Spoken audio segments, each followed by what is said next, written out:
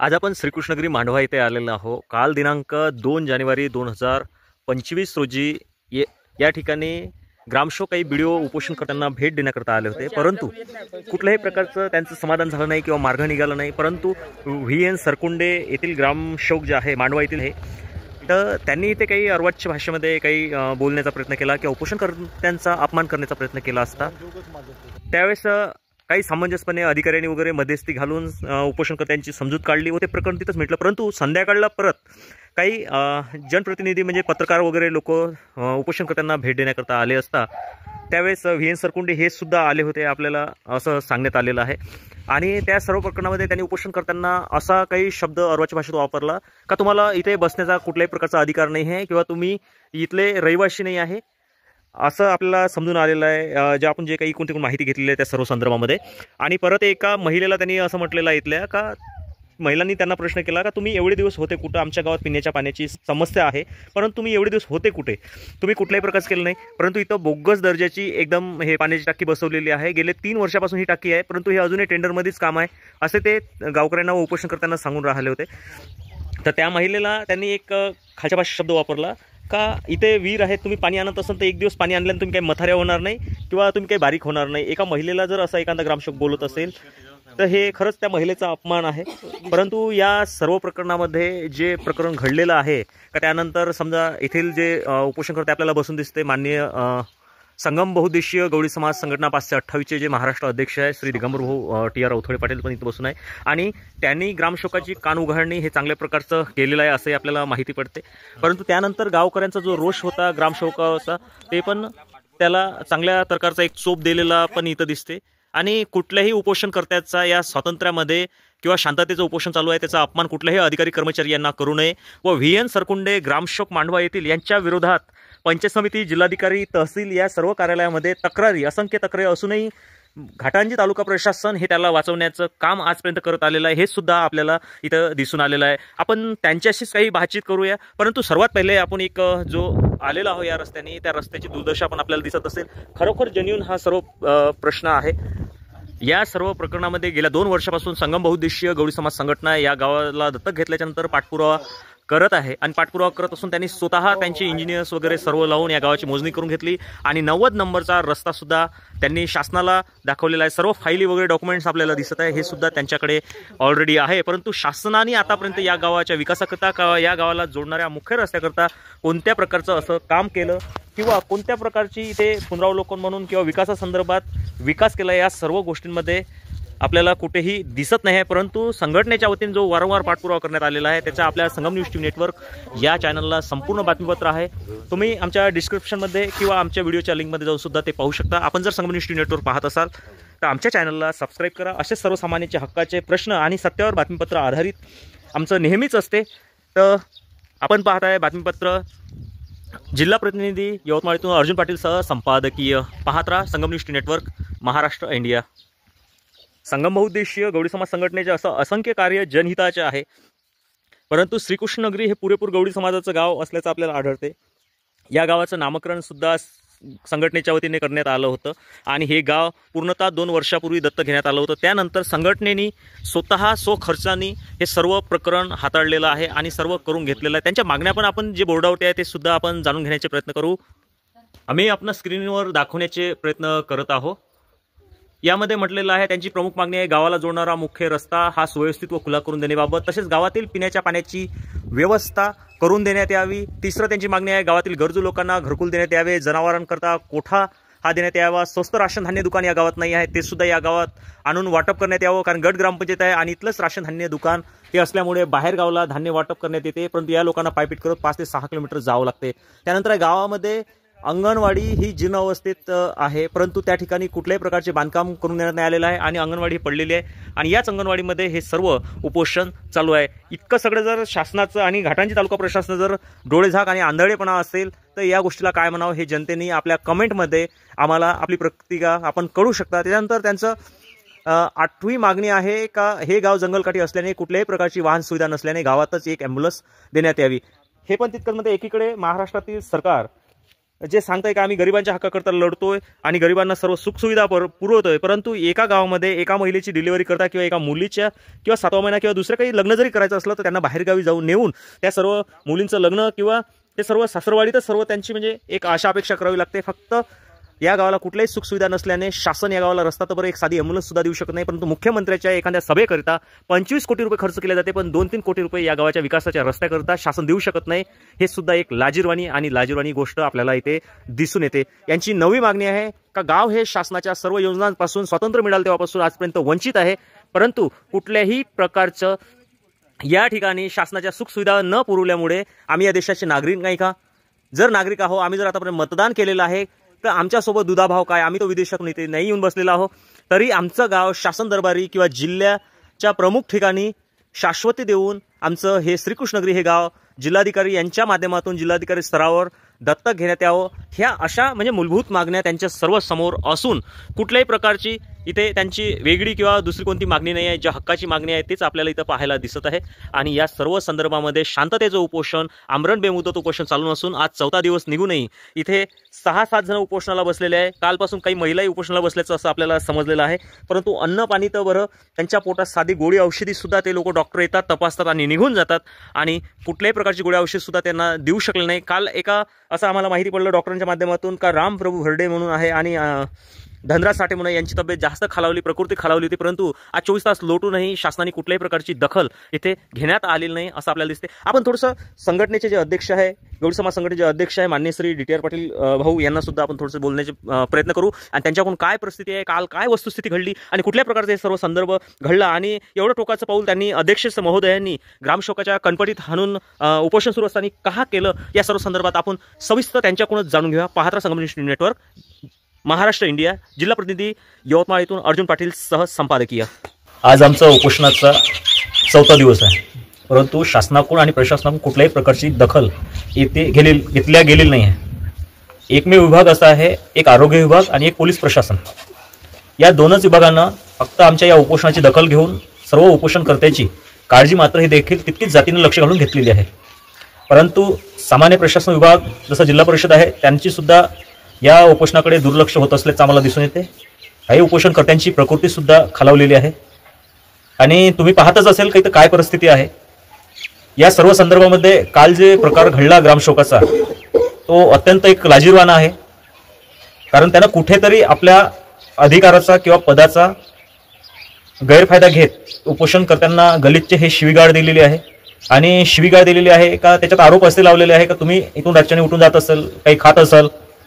दुसरा आरोप असा लावलेला आहे महिलांवरती का जेव्हा काही पत्रकार लोक इथं आले विचारपूस करायला त्यांच्या समक्ष सर्व हा प्रकार घडलेला आहे, तर एका महिलेने आपला प्रश्न मांडला का साहेब हे बघा आमच्या गावात टाकी आहे, तुम्हाला दिसत पण असेल पाण्याची टाकी, का 5 दिवस पाणी चालू राहिलं परंतु अद्यापही पाणी चालू नाही आहे।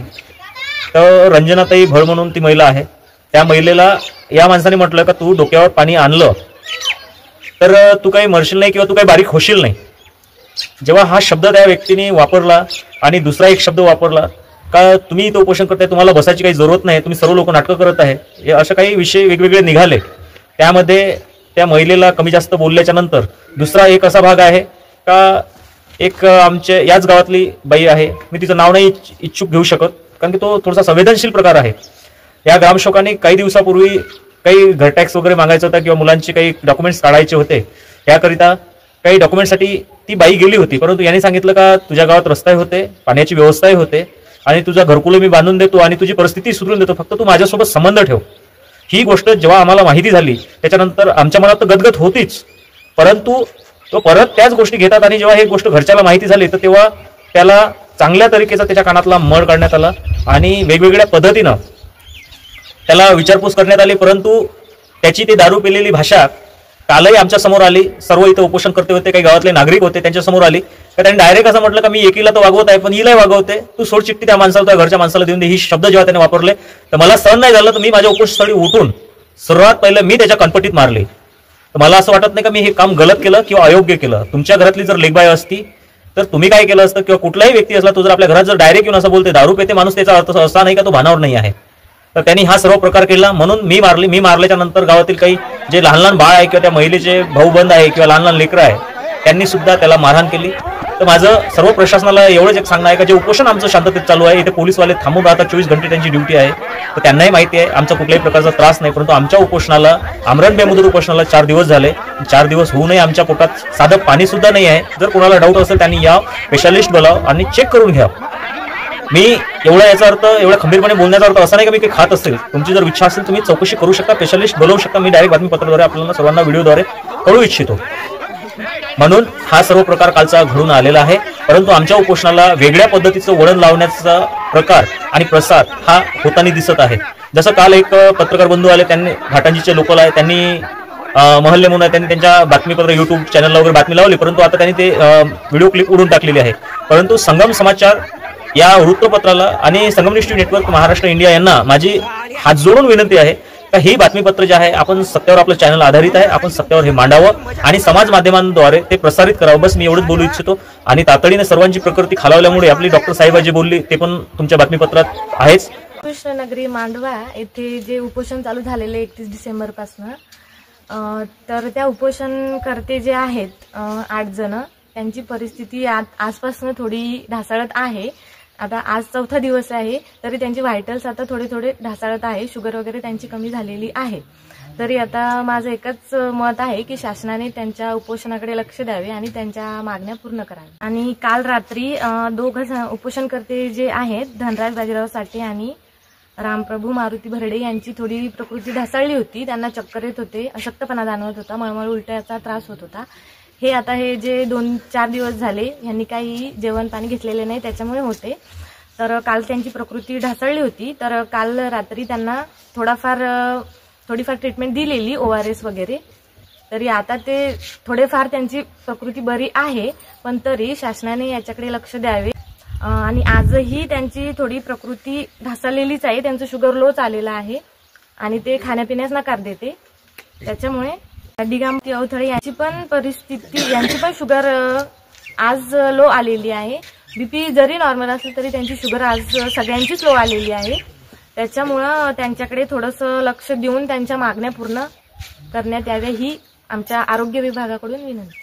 आणि त्या सर्व संदर्भामध्ये जो काही इथे वेगवेगळे प्रकरण घडत आहेत, एखाद्याचं जीवितहानी होऊ नये याकडे सुद्धा माननीय जिल्हाधिकारी डॉक्टर पंकज आशे साहेब यांनी जातीनं लक्ष घालून तातडीने उपोषणस्थळी भेट देऊन हा सर्व प्रकार काय चालू आहे हा त्यांच्या डोळ्यापुढे येतील. म्हणूनच आम्ही इथे उपोषणस्थळी बसलो होतो कृष्णनगरी मांडवा येथे. खरंच या गावाला गरज आहे किंवा नाही आहे आणि त्यांनी तातडीने भेट द्यावी आणि आमचं उपोषण हे सोडविण्यात यावं एवढीच मी त्यांच्याकडून अपेक्षा करतो. असं जर ते नाही आले तर हे उपोषण असंच चालू राहतील, ही मात्र तितकं सत्य आहे. भलाई मग एखाद्याचा जीव का जात नाही ना, पण त्याला जिम्मेदार एकमेव जिल्हा प्रशासन व घाटांजी तालुका प्रशासन हेच असतील. फक्त पोलीस प्रशासन सोडून किंवा आरोग्य प्रशासन सोडून, मग ते पंचायत समिती विभाग असो, जिल्हा परिषद विभाग असो किंवा तहसील प्रशासन विभाग असो किंवा मग जिल्हाधिकारी कार्यालय हे प्रशासन विभाग असो, बस मी सरळ आज त्यांच्यावर आरोप करत आहोत. आणि ज्या ग्रामसेवकांनी खोटे गुन्हे घाटांजी पोलीस स्टेशन इथे जाऊन ग्रामसेवक संघटनेच्या माध्यमातून 2-4 लोक जमा करून, ग्रामसेवक जमा करून जे खोटा रिपोर्ट दिलेला आहे व श्रीकृष्णनगरी येथील मांडवा येथील गावकऱ्यांवर खोटे आरोप लावलेले आहे, तरी माझी त्या पोलीस प्रशासनाला सुद्धा एक विनंती आहे का त्यांनी या सर्व प्रकरणाची चौकशी करावी आणि जो दोषी आढळेल त्यांच्यावर कारवाई करावी. जे आमच्या महिलांचा अपमान करण्यात आलेला आहे किंवा तिचा विनयभंग करण्यात आलेला आहे, त्या संदर्भात सुद्धा आपण ग्रामसेवक VN सरकुंडे, कारण त्याचं पूर्ण नाव माहित नाही, VN एवढंच नाव माहित आहे, VN सरकुंडे याच्यावरती कडक कार्यवाही करावी, दोषारोपपत्र दाखल करावे.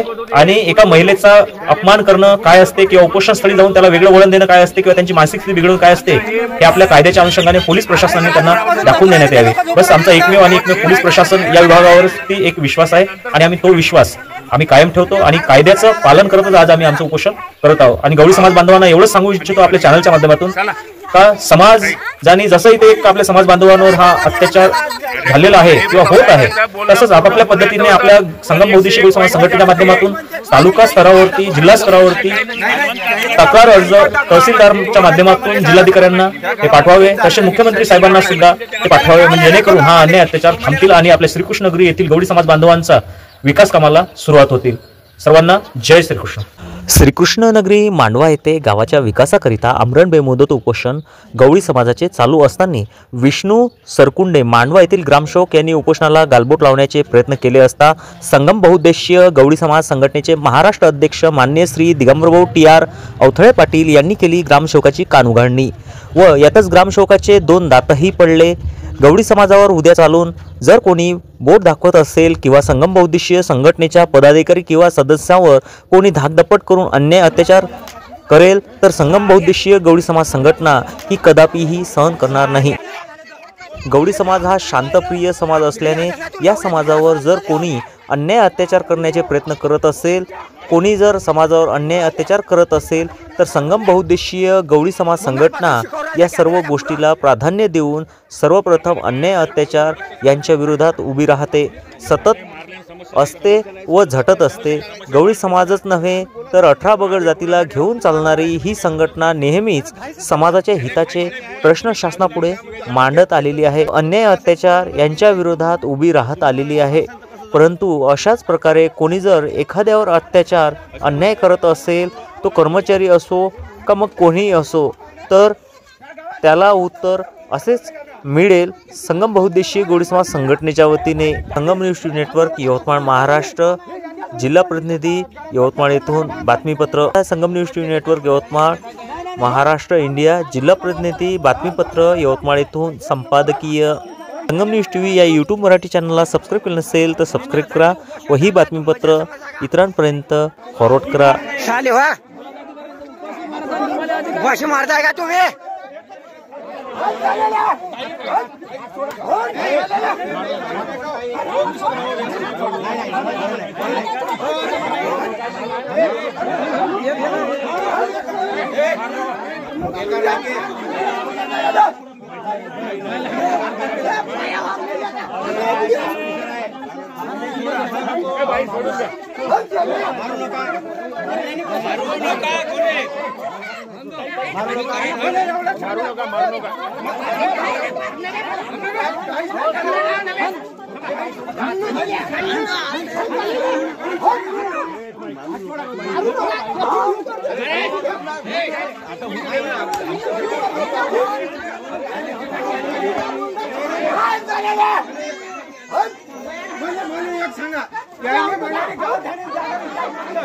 एकदा पंचायत समिती मधून पाहिला तो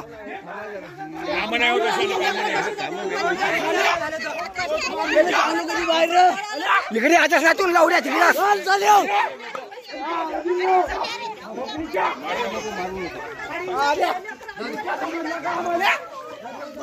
मंगळपासून शिकवू राहिला कॅमेराच्या पुढं मारल्यानं काय समस्या सुटत नाही, मारल्यानं समस्या नाही सुटत। आपल्या समस्या वाढते पुन्हा। अरे आम्ही बोलासाठी झालो, आम्ही बोलासाठी आलो, तुम्ही मारून राहिले म्हणजे काही मतलब नाही। त्यांना घाईच तेवढा नाही, घाईच नाही। बोला तुम्ही का बोला, त्याचं निराकरण करायसाठी बोलवलं त्याला, तर तुम्ही जर असं करसाल तर कसं जमन? असं नाही जमत ना, बोला तुम्ही। गावात किती दिवस झाले मला ग्रामपंचायतची जागा का नाही पाणी टाकी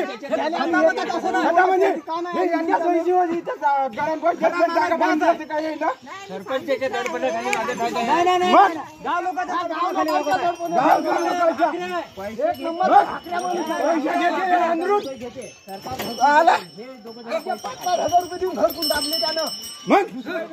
माणूस इकडे मरायला लागला।